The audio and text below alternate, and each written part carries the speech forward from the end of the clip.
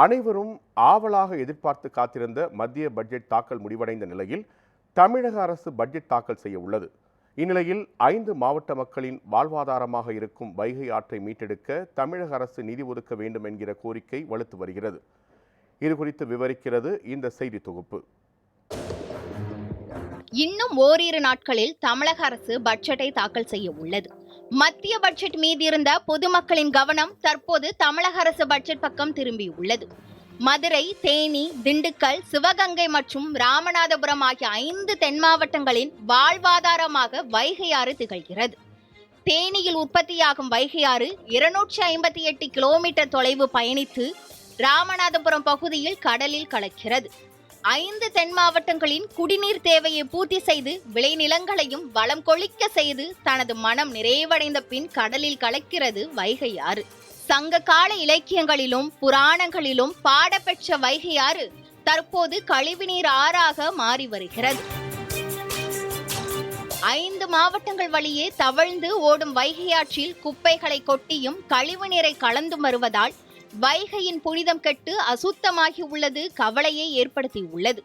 அழிவின் தருவாயில் உள்ள வைகை ஆற்றை மீட்டெடுக்க தமிழக அரசு பட்ஜெட்டில் போதிய நிதி ஒதுக்கி தூர்வாரும் பணிகளை மேற்கொண்டு வைகை ஆற்றை உயிர்ப்பிக்க வேண்டும் என அனைத்து தரப்பு மக்களும் விரும்புகின்றனர். 5 மாவட்டங்களுடைய வாழ்வாதாரமாக இருக்கக்கூடிய இந்த வைகை ஆற்றை மீண்டும் புனரமைப்பு செய்து அதனுடைய பழைய நிலைக்கு கொண்டு வரணுங்கிறது எங்களுடைய கோரிக்கையா இருக்குது. முக்கியமாக இதில் இந்த வைகை ஆற்றினால பயன்பெறக்கூடிய பாசன பரப்புகள் பாதுகாக்கப்பட்ட வேளாண் மண்டலமாக அறிவிக்கப்பட வேண்டும். அதற்கான முயற்சிகளை, அதற்கான ஆவணங்களை இந்த அரசு செய்ய வேணும்.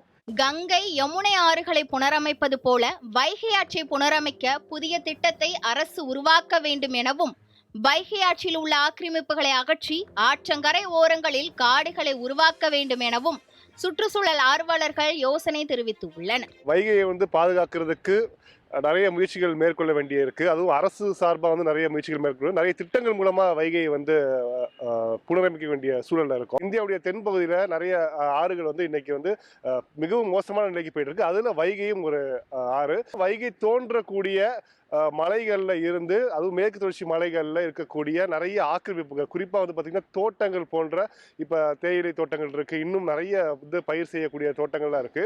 இது எல்லாமே பாத்தீங்கன்னா இயல்பான காடுகளை இழந்ததுனால அங்க பெய்யக்கூடிய மலைகளை பிடித்து வைத்து ஆறுகள் உயிர்ப்போடு எப்போதும் ஓடக்கூடிய ஒரு சூழல் இல்லாம இருக்கு.